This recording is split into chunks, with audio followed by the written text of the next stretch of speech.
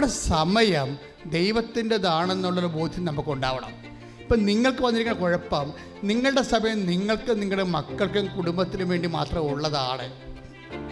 അങ്ങനെ വരുമ്പോൾ അങ്ങനെ ഒരു സ്റ്റഫിനെ കൊണ്ടുനടക്കേണ്ട കാര്യം ദൈവത്തിനില്ല. അതുകൊണ്ട് ബുദ്ധിയുള്ള മനുഷ്യൻ എന്ത് ചെയ്യണം? നിന്റെ ദൈവത്തിന് സമർപ്പിക്കുമ്പോൾ സമയം സമർപ്പിക്കണം. അതാണ് സമയം സമർപ്പിച്ചാൽ എല്ലാം സമർപ്പിച്ച്. നാദാ സമർപ്പിക്കണം എന്ന് പാടുപാടിയുടെ കാര്യമില്ല. ആദ്യം നീ സമർപ്പിക്കേണ്ടത് നിന്റെ സമയമാണ്. സമയം ഒരു മനുഷ്യൻ സമർപ്പിച്ചാൽ അത് ടോട്ടൽ സമർപ്പിച്ചതിന് തുല്യമാണ്. പ്രാർത്ഥിക്കുക. കർത്താവായ ദൈവമേ, എന്റെ ജീവിത സമയം നിനക്ക് സമർപ്പിച്ചുകൊണ്ട് സമ്പൂർണ്ണ സമർപ്പണത്തിലേക്ക്